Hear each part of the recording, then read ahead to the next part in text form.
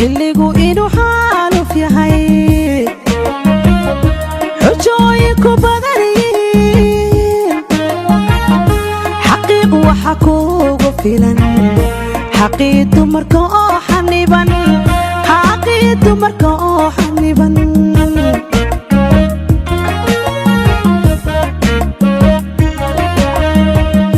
xilligu inuu xaaluf yahay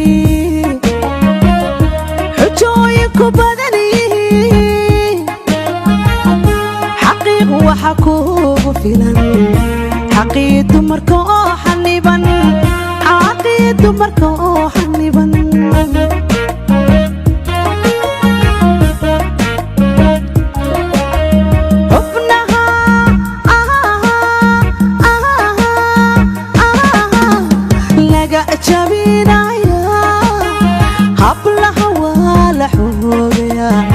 xerka qabanayo mid la xukumayo male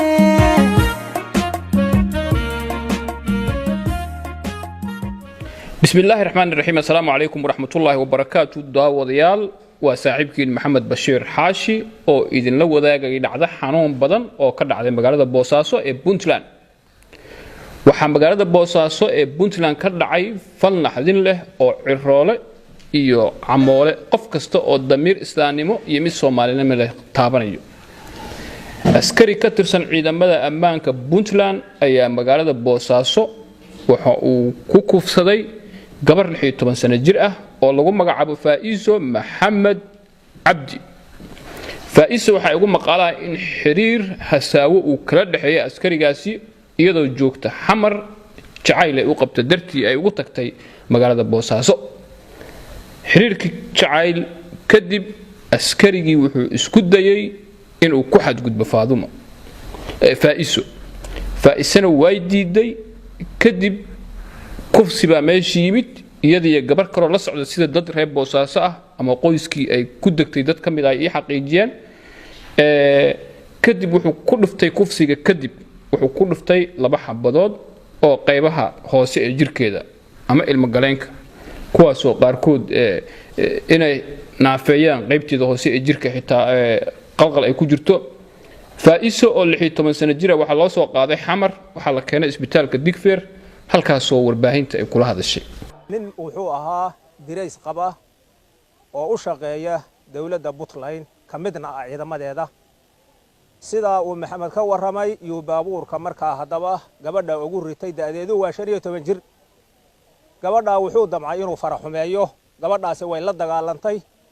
awalan marka ugu horeysa bastooladu haysay wajigu kaga dhuftay si uu markaa hadaba dantii uu doonayay uga gaaro way u suurtagali weyday markay taasi u suurtagali weyday wuxuu markaa hadaba ku talagal ugu dhuftay qaybta ilma galeenka iyo macdanta xudunta halkaas uu rasaasti markaa hadaba kaga dhuftay xabada fara badan kaga dhuftay waxayna xabadahaasi ka baxeen qaybta markaa hadaba midigta ah ee dhaxaantay ka baxeen gabadha sidaas ay xabadu ugu dhacday anigu aabaheed baanahay maxamed Maal Xasan waa adeerkeed bulshada Soomaaliyeed iyo islaamka dhamaantii waxaan ka codsanaynaa gacan ku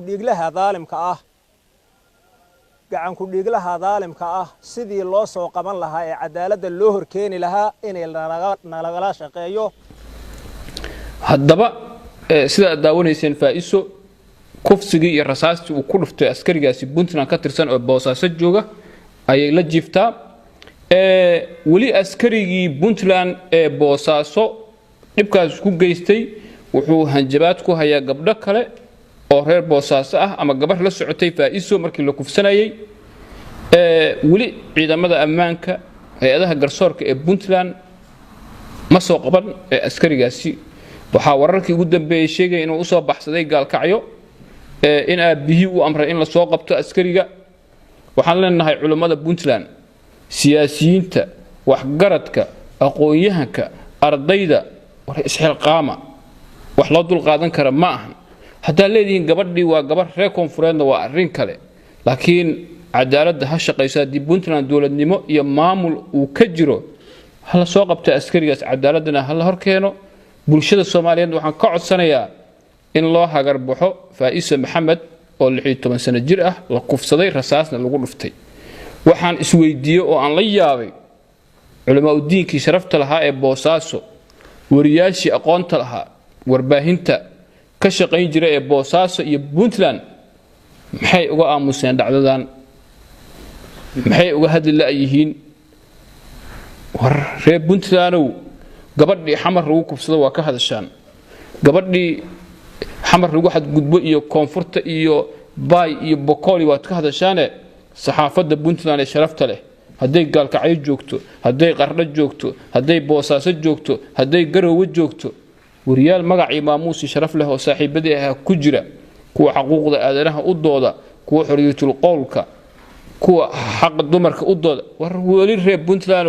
isxil qaama isgarta cadaaladda Puntland ha shaqayso anigoo og in Puntland cadaalad ay ka jirto anigoo og in Puntland culimo u diin sharaf badan ay leedahay anigoo og in Puntland wariyaal sharaf leh ay leedahay waxaan leenahay mas'uuliyad is saara xaq iyo xuquuqda faa'iiso oo gabar Soomaaliyeed ah oo walaasheen ah hala soo dhiciyo cadaaladna ha shaqayso askariga dhibkaas geystay aniga magaciisa ma sheegayo mar raba magaciisa waa liisoo gudbiyay sawiradiisa waa liisoo gudbiyay laakiin waxaan leenahay kama weyna cadaaladda hadduu rabo ha dhalo Cabdiweli Gaas hadduu rabo taliyaha booliiska ha dhalo hadduu rabo ha dhalo Faroole qofkii raba ha dhalay cadaaladda ha shaqayso waxaan rabaa inaan u mahad celiyo duqa magaalada Boosaaso Sayd Yaasiin Mire oo ah ninka kaliya ee ka damqaday dhacdadaas xanuunka badan oo askariga Puntland ka tirsan hada aniga ma u gafay askarta dhan ee Puntland sharafta leh difaaca ku jira amniga sugayo ee askariga wuxuushka ah falka ayaan darrada naxdinta leh geystay ka dhiidiyay la xiriiray qoyskii gabadha eheladeedii shacabkana kala hadlay waxaan leeyahay duqa magaaladu waa mahadsan tahay Puntland waxay u baahan tahay mas'uuliyiin noocaas oo kala mas'uuliyiin ka dhiidhiyo xaq darrada dumarka laga galo mas'uuliyiin ka dhiidhisa dulmiga iyo gardarrada dumarka iyo dadka danyarta lagu sameeyo waxaan leenahay madaxda Puntland madaxweynaheeda ugu horeeyo wasiiradeeda sida duqa magaalada uga hadlay dhacdadaas ula xiriiray qoyskeeda gabadha qoyskeeda ula xiriira kaalintiina ka qaata culimadii Boosaaso anagoo og dadaalkiina gurmadkii dadkii qaraxii Soobe aad ka geysateen warbaahintiina ay ka qayb qaadatay gaar ahaan raadiyo Garowe oo amaan balaaran u jeedinaya maamulkeeda waxaan leenahay culimada aqoon-yahanka ka dhiidhiya falkan waa fal wuxuusnimo ah oo bilow ku ah Puntland waa fal wuxuusnimo ah oo hadda ay bilaabeen askarta Puntland qaarkood askarigaas wuxuushka ah sida sharciga Puntland uu qabanayo cadaaladda hal la geeyo talabana hal laga qaado